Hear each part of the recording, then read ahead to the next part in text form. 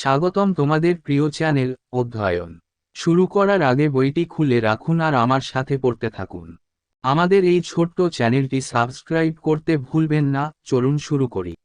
First Afghan War, 1839–42. The concern for imperial defense and search for a scientific border in the northwest brought the English in contact with the Afghans. Afghanistan was considered by the British as a buffer state against the Napoleonic France and Tsarist Russia. It was felt that Afghanistan should be under the control of a friendly prince. প্রথম আফগান যুদ্ধ 1839–42। সাম্রাজ্যের প্রতিরক্ষা এবং উত্তর পশ্চিমে একটি বৈজ্ঞানিক সীমান্ত অনুসন্ধানের উদ্বেগ ইংরেজদের আফগানদের সাথে যোগাযোগ করে। আফগানিস্তানকে ব্রিটিশরা নেপোলিয়ন ফ্রান্স এবং জারিস্ট রাশিয়ার বিরুদ্ধে একটি বাফার রাষ্ট্র হিসাবে বিবেচনা করেছিল। এটা অনুভূত হয়েছিল যে আফগানিস্তান বন্ধুত্বপূর্ণ রাজপুত্রের নিয়ন্ত্রণে থাকা উচিত। Dost Muhammad, the Amir, ruler of Afghanistan, was initially anxious for English friendship and sent a congratulatory letter to Auckland on the latter's appointment as Governor-General. Dost, however, made his friendship conditional on the receipt of English help in recovering Peshawar from Ranjit Singh. Auckland decided to maintain neutrality and wrote, "It was not the practice of British government to interfere in the affairs of independent states." In desperation, Dost Muhammad began showing signs of friendship with Russia. আফগানিস্তানের আমির শাসক দোস্ত মোহাম্মদ প্রথমে ইংরেজদের বন্ধুত্বের জন্য উদ্বিগ্ন ছিলেন এবং গভর্নর জেনারেল হিসেবে তার নিয়োগের জন্য অকল্যান্ডে একটি অভিনন্দন পত্র পাঠান। দোস্ত অবশ্য রঞ্জিত সিংয়ের কাছ থেকে পেশোয়ার পুনরুদ্ধারে ইংরেজদের সাহায্য পাওয়ার শর্তে তার বন্ধুত্বকে শর্তযুক্ত করেছিলেন। অকল্যান্ড নিরপেক্ষতা বজায় রাখার সিদ্ধান্ত নেয় এবং লিখেছিল, স্বাধীন রাষ্ট্রের বিষয়ে হস্তক্ষেপ করা ব্রিটিশ সরকারের অভ্যাস ছিল না। হতাশ হয়ে দোস্ত মোহাম্মদ রাশিয়ার সাথে বন্ধুত্বের লক্ষণ দেখাতে শুরু করেন। Burns' mission. In September 1837, Auckland sent Captain Alexander Burns to Kabul outwardly on a commercial mission, but in reality to judge the political situation there. Burns reported from Kabul that the Amir was entirely English in views but insisted that British pressure must be exerted on Ranjit Singh to restore Peshawar to the Afghans. But Auckland was adamant that Dost Muhammad must give up all hopes of obtaining Peshawar and that the government of India was already rendering him a great service in keeping peace between Lahore and Kabul, hence Dost Muhammad must not conclude any alliance with British enemies. At this, Dost Muhammad felt despaired and received the Russian ambassador with much warmth. Having failed in his mission, Burns left for India in April 1838. Burnes mission 1837 সালের সেপ্টেম্বরে Auckland captain Alexander বার্নসকে কাবুলে বাহ্যিকভাবে একটি বাণিজ্যিক মিশনে পাঠান, কিন্তু বাস্তবে সেখানকার রাজনৈতিক পরিস্থিতি বিচার করার জন্য। বার্নস কাবুল থেকে রিপোর্ট করেছেন যে আমির সম্পূর্ণরূপে দৃষ্টিতে ইংরেজ, কিন্তু জোর দিয়েছিলেন যে পেশোয়ারকে আফগানদের কাছে পুনরুদ্ধার করার জন্য রঞ্জিত সিংয়ের উপর ব্রিটিশ চাপ প্রয়োগ করতে হবে। কিন্তু অকল্যান্ড অনড় ছিল যে দোস্ত মোহাম্মদকে পেশোয়ার পাওয়ার সমস্ত আশা ছেড়ে দিতে হবে এবং ভারত সরকার ইতিমধ্যেই লাহোর ও কাবুলের মধ্যে শান্তি বজায় রাখার জন্য তাকে একটি মহান সেবা প্রদান করছে, তাই দোস্ত মোহাম্মদকে ব্রিটিশ শত্রুদের সাথে কোনো মৈত্রী করা উচিত নয়। এতে দোস্ত মোহাম্মদ হতাশা বোধ করেন এবং রাশিয়ান রাষ্ট্রদূতকে অনেক উষ্ণতার সাথে গ্রহণ করেন। তার মিশনে ব্যর্থ হয়ে বার্নস 1838 সালের এপ্রিলে ভারতে চলে যান। The causes of the First Afghan War were as follows. The concern for imperial defense. Search for a scientific border. Immediate cause failure of Burnes mission. প্রথম আফগান যুদ্ধের কারণগুলি নিম্নরূপ ছিল: সাম্রাজ্য রক্ষার জন্য উদ্বেগ, একটি বৈজ্ঞানিক সীমানা অনুসন্ধান করুন। Barnasera Missionera Byarthatara Tatskanika Karana. After the failure of Burns' mission, Governor-General Auckland decided to follow a forward policy. He planned to depose Dost Muhammad and entrust the country in the hands of some friendly prince. বার্নসের মিশনের ব্যর্থতার পর governor general Auckland একটি forward নীতি অনুসরণ করার সিদ্ধান্ত নেন। তিনি দোস্ত মোহাম্মদকে ক্ষমতাচ্যুত করার এবং বন্ধুত্বপূর্ণ রাজপুত্রের হাতে দেশটি অর্পণ করার পরিকল্পনা করেছিলেন। Tripartite Treaty, the 26th of June 1838. As per the plan, a tripartite treaty was signed between the English, Shah Shuja, ex-ruler of Afghanistan, and Ranjit Singh. Following the treaty, combined forces of the three parties, known as the Army of the Indus, launched an attack on Kabul. ত্রিপক্ষীয় চুক্তি 26 June 1838। পরিকল্পনা অনুযায়ী ইংরেজ শাহ সুজা আফগানিস্তানের প্রাক্তন শাসক এবং রঞ্জিত সিংয়ের মধ্যে একটি ত্রিপক্ষীয় চুক্তি স্বাক্ষরিত হয়। চুক্তির পর তিন পক্ষের সম্মিলিত বাহিনী সিন্ধু সেনা নামে পরিচিত কাবুলে আক্রমণ শুরু করে। By July 1839, the army had captured Kandahar and Ghazni. Dost Muhammad felt so disheartened by these defeats that he gave up the fight and fled to Bamiyan, a town northwest of Kabul. Shah Shuja was placed on the Afghan throne. 1839 সালের জুলাই নাগাদ সেনাবাহিনী কান্দাহার ও গজনি দখল করে নেয়। এই পরাজয়ে দোস্ত মোহাম্মদ এতটাই হতাশ হয়ে পড়েন যে তিনি যুদ্ধ ছেড়ে দেন এবং কাবুলের উত্তর পশ্চিমে অবস্থিত বেমিয়ান শহরে পালিয়ে যান। শাহ সুজাকে আফগান সিংহাসনে বসানো হয়। However, the glitches in the plan became evident soon after.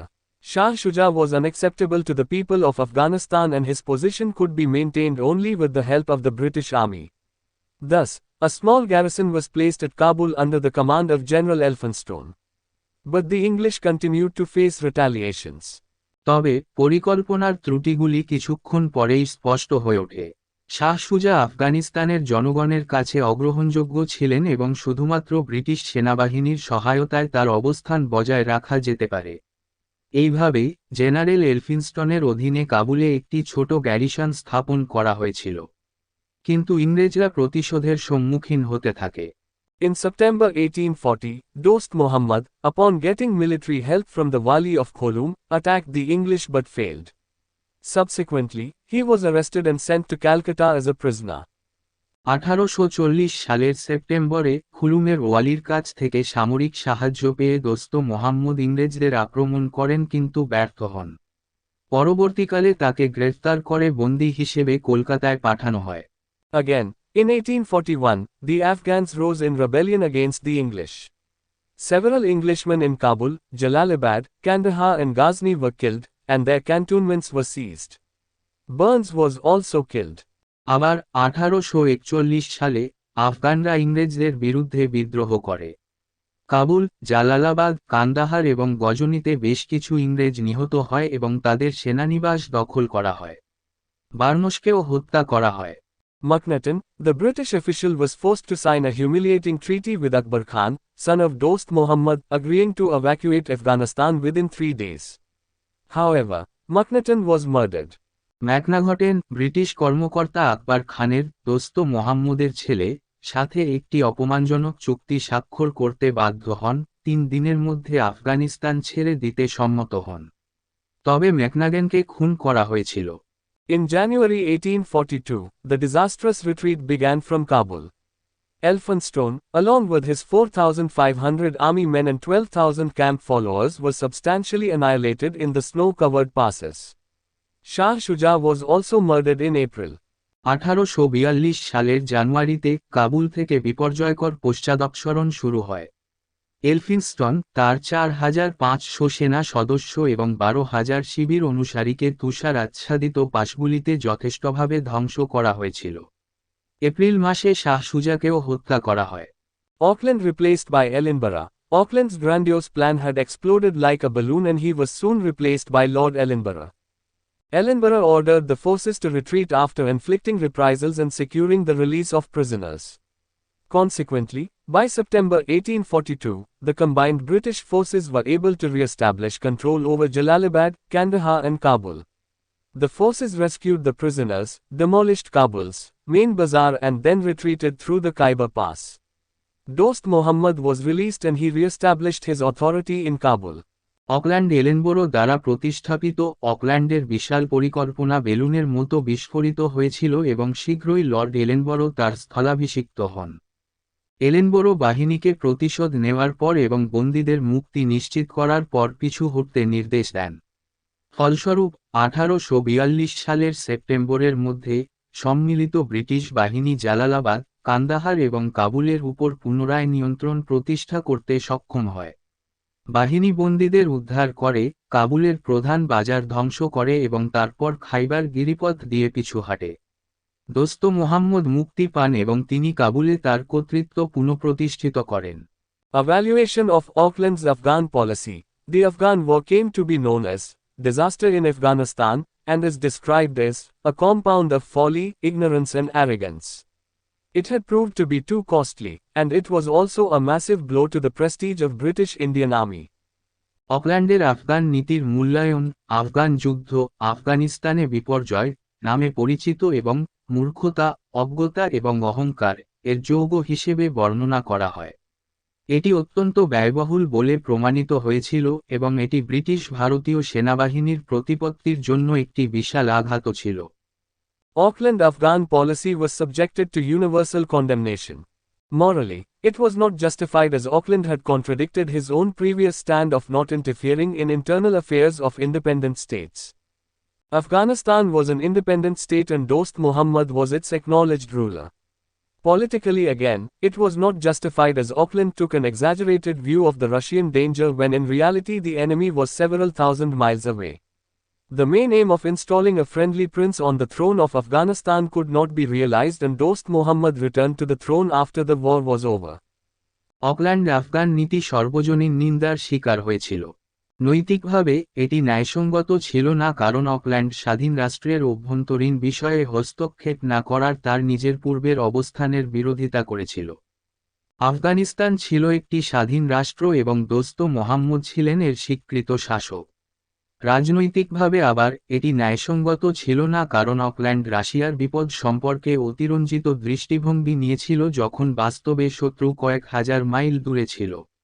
বন্ধুত্বপূর্ণ যুবরাজকে আফগানিস্তানের সিংহাসনে বসানোর মূল লক্ষ্যটি বাস্তবায়িত হতে পারেনি এবং যুদ্ধ শেষ হওয়ার পর দোস্ত মোহাম্মদ সিংহাসনে ফিরে আসেন। Further, one political crime leads to another. The passage of British troops through Sindh and occupation of regions like Shikarpur, Bukkar and Karachi were in gross violation of the Treaty of Perpetual Friendship, concluded with the Amirs of Sindh, and ultimately led to war and annexation of Sindh. Read about the annexation of Sindh in the next chapter.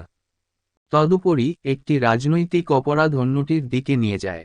সিন্ধুর মধ্য দিয়ে British সৈন্যদের যাত্রা এবং শিকারপুর বক্কর এবং করাচির মতো অঞ্চলগুলি দখল করা সিন্ধুর আমিরদের সাথে সমাপ্ত চিরস্থায়ী বন্ধুত্বের চুক্তি এর চরম লঙ্ঘন ছিল এবং শেষ পর্যন্ত যুদ্ধ এবং সিন্ধুর অধিগ্রহণের দিকে পরিচালিত করেছিল। অধিভুক্তি সম্পর্কে পড়ুন সিন্ধুর পরবর্তী অধ্যায়। Note: The Second Afghan War, 1878–80, occurred at the time of Governor-General Lytton and ended with the Treaty of Gandamak. As per the treaty, the Amir Yaqub Khan agreed to station a permanent British resident at Kabul and conduct his foreign policy on advice of the Government of India. Afghanistan was created as a buffer state between British Indian and Russian Empire. দ্রষ্টব্য দ্বিতীয় আফগান যুদ্ধ 1878–80 governor general লিটনের সময়ে ঘটেছিল এবং গন্ডামাক চুক্তির মাধ্যমে শেষ হয়েছিল। চুক্তি অনুসারে আমির ইয়াকুব খান কাবুলে একজন স্থায়ী ব্রিটিশ বাসিন্দা রাখতে এবং ভারত সরকারের পরামর্শে তার পররাষ্ট্রনীতি পরিচালনা করতে সম্মত হন। আফগানিস্তান ব্রিটিশ ভারতীয় এবং রাশিয়ান সাম্রাজ্যের মধ্যে একটি বাফার রাষ্ট্র হিসাবে তৈরি হয়েছিল। To sum up, in this chapter we learnt about the British efforts to colonize outside India. The English company got interested in territories outside India mainly to protect and promote their trade and colonial interests.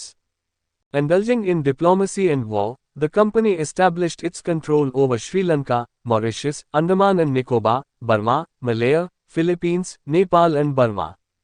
The areas it did not directly capture, it still wielded considerable influence. The high cost of such expansionist activities were borne by the Indian treasury, filled by the land revenue exacted by the Indian peasant, while the Indian sepoy provided the necessary cannon fodder. Thus, it was mainly at the cost of India and the Indian peasant and soldiers that England emerged as a dominant power in the whole of South Asia. সংক্ষেপে এই অধ্যায়ে আমরা ভারতের বাইরে উপনিবেশ স্থাপনের British প্রচেষ্টা সম্পর্কে শিখেছি। ইংরেজ কোম্পানি মূলত তাদের বাণিজ্য ও উপনিবেশিক স্বার্থ রক্ষা ও প্রসারের জন্য ভারতের বাইরের অঞ্চলগুলিতে আগ্রহী হয়েছিল। কূটনীতি ও যুদ্ধে লিপ্ত হয়ে কোম্পানিটি শ্রীলঙ্কা, মরিশাস, আন্দামান ও নিকোবর, বার্মা, মালয়, ফিলিপাইন, নেপাল এবং বার্মার উপর নিয়ন্ত্রণ প্রতিষ্ঠা করে। যে অঞ্চলগুলি এটি সরাসরি দখল করেনি, এটি এখনও যথেষ্ট প্রভাব বিস্তার করে। এই ধরনের সম্প্রসারণবাদী কার্যকলাপের উচ্চ খরচ ভারতীয় কোষাগার দ্বারা বহন করা হয়েছিল, ভারতীয় কৃষকদের দ্বারা আদায়কৃত জমির রাজস্ব দ্বারা পূর্ণ, যখন ভারতীয় সিপাহী প্রয়োজনীয় কামানের খাদ্য সরবরাহ করেছিল। এইভাবে এটি মূলত ভারত এবং ভারতীয় কৃষক এবং সৈন্যদের মূল্যে ইংল্যান্ড সমগ্র দক্ষিণ এশিয়ায় একটি প্রভাবশালী শক্তি হিসাবে আবির্ভূত হয়েছিল। এখানেই এই চ্যাপ্টারটি শেষ করলাম। পরবর্তী ভিডিওতে আমরা পরের চ্যাপ্টারটা পড়ব।